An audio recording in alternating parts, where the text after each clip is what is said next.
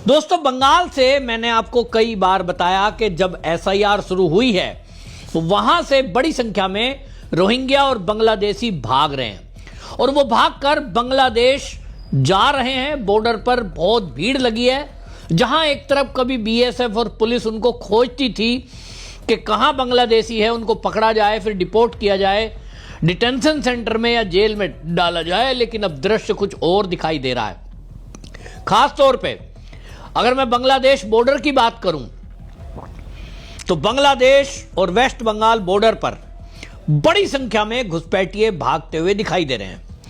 रात हो या दिन अपने आप बोरा उठाकर भागते दिखाई दे रहे हैं। तो आपके मन में यह सवाल आ रहा होगा कि आखिरकार एसआईआर तो वोटर लिस्ट का हो रहा है, वोट डालने का अधिकार केवल इनका छिनेगा, तो ये जो घुसपैठ करके आए हुए हैं आखिरकार ये भाग क्यों रहे हैं?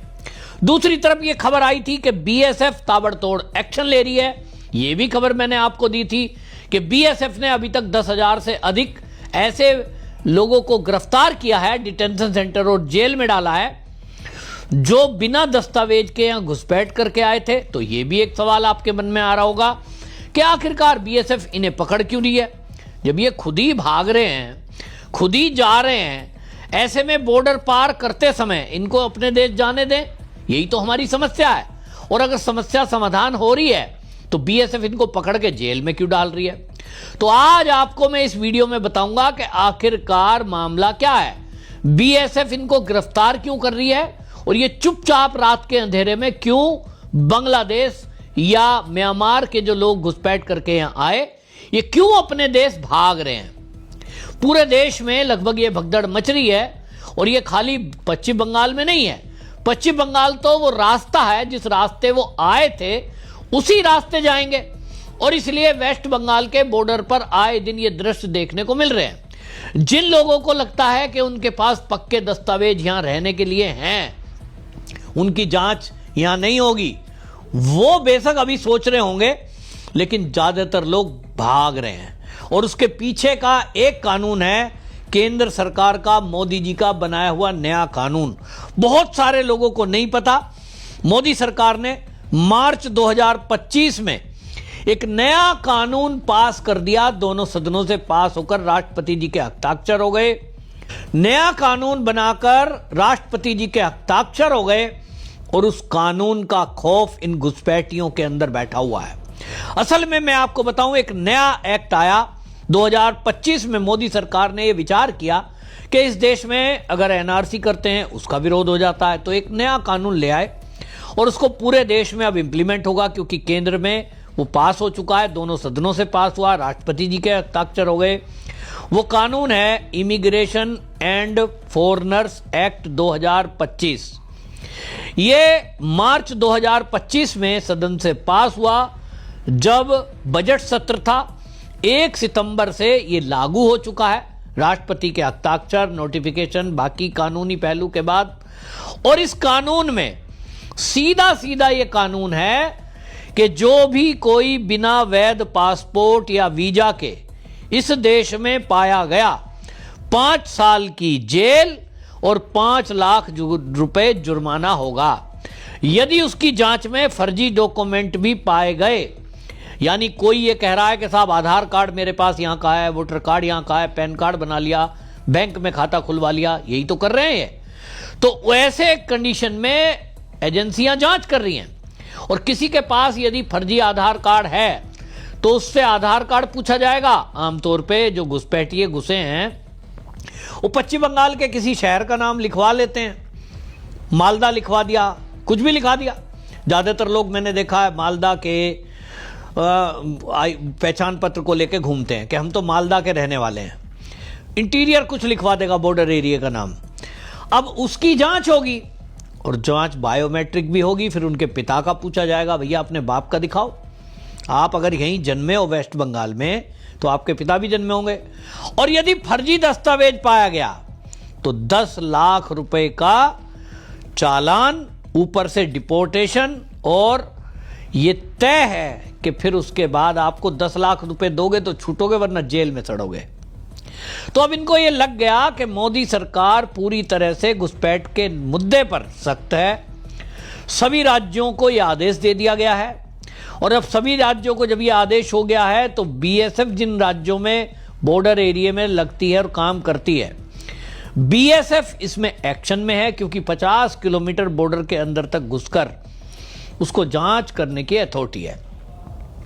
और ऐसे में अब जब चुनाव होंगे, चुनाव में अभी तक ये क्या करते हैं, वोटर कार्ड बनवाया हुआ है उसे दिखा देते हैं। तो जब नोटिफिकेशन एसआईआर का जारी हो जाता है तो पुराने जो वोटर कार्ड हैं, हमारे पास भी है, हमारा उत्तर प्रदेश में भी एसआईआर शुरू हो गया है, तो कानूनन वो जो पुराना वाला वोटर कार्ड है वो हो गया कैंसिल, उसकी कोई वैल्यू नहीं है। और अब नया बनेगा। बेशक मेरा पहला भी वोट था, मेरा 2003 में भी एसआईआर में वोट था, लेकिन नया, और अब उसकी इस साल की डेट पढ़कर नया जारी किया हुआ पहचान पत्र मेरे पास वोटर कार्ड आएगा। सारे दस्तावेज देखे जाएंगे, आधार कार्ड देखा जाएगा, मेरे पिता का रिकॉर्ड देखा जाएगा। यदि मेरे पिता का भी वोटर लिस्ट में नाम 2003 में मिल गया है, मेरा मिल गया, तो ही मुझे नया वोटर कार्ड जारी होगा। अब पुलिस क्या करेगी, केवल इतना करना है, चाहे उत्तर प्रदेश में ये रोहिंग्या आ जाएं, चाहे दिल्ली में आ जाएं, किसी भी कोने में छुप जाएं, एसआईआर के बाद अब इनसे कहा जाएगा अपना वोटर कार्ड दिखाइए। वोटर कार्ड अगर पुराना है तो वो इनवैलिड है, वो तो चलेगा ही नहीं। कहेंगे भाई 2025 में जो एसआईआर हुआ वो वाला दिखाइए, वो इनके पास होगा नहीं, क्योंकि एसआईआर सख्ती से हो रही है, डॉक्यूमेंट चेक किए जा रहे हैं, फर्जी की संभावना बहुत कम है। और यदि किसी के पास 2025 का नया वोटर कार्ड नहीं मिला तो निश्चित जानिए कि कोई छुड़ाने वाला नहीं है, जेल में जाना पड़ेगा। 5 लाख रुपए इनके पास देने के लिए नहीं होंगे, तो इसलिए क्या होगा, जेल में बंद रहेंगे। और सजा पूरी होने के बाद डिपोर्ट कब किया जाएगा, सजा पूरी होने के बाद। तो भैया सजा पूरी होने तक इनसे पूरी मेहनत कराई जाएगी, बंद रहेंगे, बायोमेट्रिक इनकी पहचान की जाएगी। और यह भी हो सकता है अब नया कानून बन जाए, और अभी भी है, कि अगर कोई घुसपैठिया बॉर्डर एरिया में घुस रहा है, बीएसएफ को यह आदेश है कि पहले चुनौती दो, नहीं मानता है सीधी गोली मार दो। तो भाई इनको पता लग गया कि अब जो केंद्र सरकार है, मोदी सरकार, वो सख्त हो चुकी। अभी तक जितनी घुसपैठ हो गई सो हो गई, अब आगे या पीछे गोली लगेगी। तो एक तरफ जेल और एक तरफ गोली, दोनों कोई लेना नहीं चाहता, और इसीलिए अपने आप बोरिया बिस्तर उठाकर ये भाग रहे हैं। ममता बनर्जी इन्हें रोकने की कोशिश कर रही है, मैं एक भी नाम कटने नहीं दूंगी, ऐसा कैसे हो जाएगा, हम एसआईआर नहीं होने देंगे, वो कुछ भी कहे। लेकिन अब बड़े पैमाने पर, मैंने आपको पहले भी बताया, फर्जी जिनके वो आधार कार्ड थे वो कैंसिल कर दिए गए हैं, वो भी नाली में तालाब में पड़े मिल रहे हैं। वोटर कार्ड फर्जी हो ही गए, रद्द हो गए नोटिफिकेशन जारी होने के बाद, वो आपको कार्यालय में जमा मिलेंगे, उनकी कोई वैल्यू नहीं है। और इसलिए वो सब अब जो है तालाब में, नाले में ऐसे पड़े हुए मिलेंगे। जो पूरा एक नेक्सस चलता था, पूरे ग्रोह थे जो फर्जी Aadhaar card, voter card, pan card, तीनों चीज बनवा देते थे, अब नहीं मिलेंगे। और इसीलिए अब भगदड़ जो मची है, ममता बनर्जी उससे बौखलाई है। उनको दिख गया कि अगर 1 करोड़ उनका जो फर्जी मतदाता था, वोटर लिस्ट में नाम था, एक्चुअल में वो आदमी थे नहीं, या तो घुसपैठिए थे, या तो मर गए, या तो ट्रांसफर हो गए। अब सोचिए 1 करोड़ नाम कटेगा तो ममता बनर्जी कहां टिकेगी, निश्चित रूप से सत्ता में वापसी नहीं होगी। बिहार जैसा हाल तो नहीं होने का है, क्योंकि बिहार में तो बिल्कुल ही वो 25 पे आके अटक गए, 25 भी नहीं आए।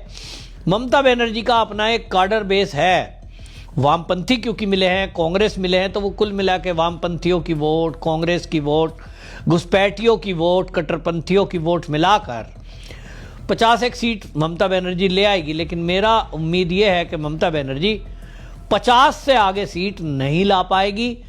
पश्चिम बंगाल में भारतीय जनता पार्टी की पूर्ण बहुमत की सरकार अपने दम पर इसीलिए बनने जा रही है, और इसीलिए ममता बनर्जी हाथ पैर पटक रही हैं, किसी तरह इस एसआईआर को रुकवा दिया जाए। अब कांग्रेस दिल्ली में रैली कर रही है, वो कोर्ट में जाके देख चुके हैं, होना कुछ नहीं है, केवल दंगा फसाद करके चुनाव जीतने की कोशिश है, जिस पर भी चुनाव आयोग कह चुका कि अगर ज्यादा बवाल करोगे तो राष्ट्रपति शासन लगना तय मानिए। आपकी क्या राय है, कमेंट जरूर लिखें, वीडियो शेयर करें। वंदे मातरम।